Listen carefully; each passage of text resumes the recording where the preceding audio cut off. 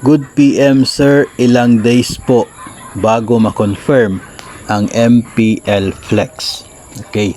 So kapag kayo po ay nag-apply ng MPL, no, itong multipurpose loan ng GSIS, kinakailangan po yan ng confirmation ng inyo pong AAO or ito pong Agency Authorized Officer.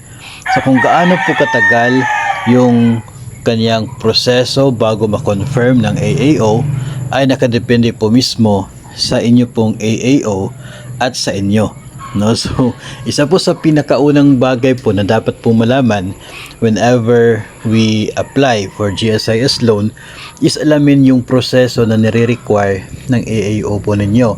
No? Kasi po, especially kapag mga utang na mayroon pong salary deduction ay madalas ay dumadaan po yun sa evaluation, no. Pwede na yung AAO ninyo ay sila mismo yung gumagawa ng pag-check, ng pag-evaluate kung kaya pambayaran ng inyo pong net take home pay o kaya ay nire-require na dumaan itong application ninyo or itong proseso doon sa inyo pong mga verifier, loan verifiers sa inyo pong division office para ma-evaluate kung sapat pa ba yung inyong net take home pay para mabayaran ang monthly amortization sa ina-applyan na GSIS loan katulad po nitong MPL Flex. No? So, depende po kasi yan sa nire-require na proseso ng inyo pong AAO.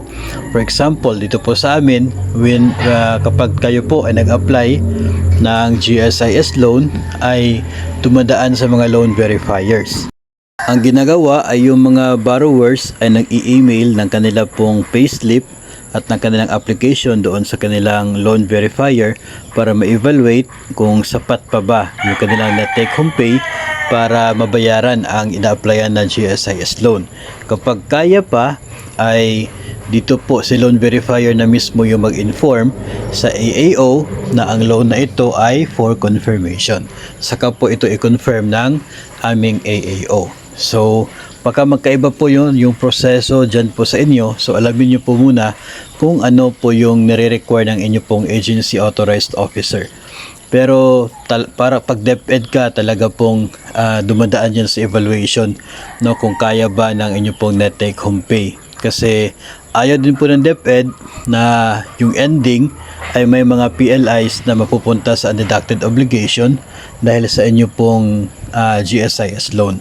So talagang ganun po yung proseso po niya para masiguro po na ma-comply, no, yung requirement na minimum na take home pay as required in the GAA. So yun po, no, depende sa inyong AAO sa proseso nito at sa inyo din po mismo. Kasi kung ikaw po ay nag-apply tapos hindi ka naman nag-submit ng inyo pong payslip or ng inyo pong application para ma-evaluate ito, ay wala pong mangyayari. And after 7 days kasi, kapag hindi po na-actionan ng inyo pong AAO ang inyo pong loan application, ay automatic po ito na ma-disapprove. No? Kapag no action taken by the AAO after 7 days from the time na kayo po ay nag-apply. No? So kapag na-confirm na po ng AAO, bibigyan nyo na lamang po ng mga 3 araw itong GSIS, maybe 3 working days or 3 to 5 working days para maipasok sa inyong UMID account yung net proceeds. Pero in most cases ay talagang hindi naman po inaabot ng 5 days or 5 working days yung pagtanggap ng proceeds, no. Depende po yun sa proseso na rin at siguro sa dami ng mga nag-a-apply ng loan at na-approve na loan sa GSIS.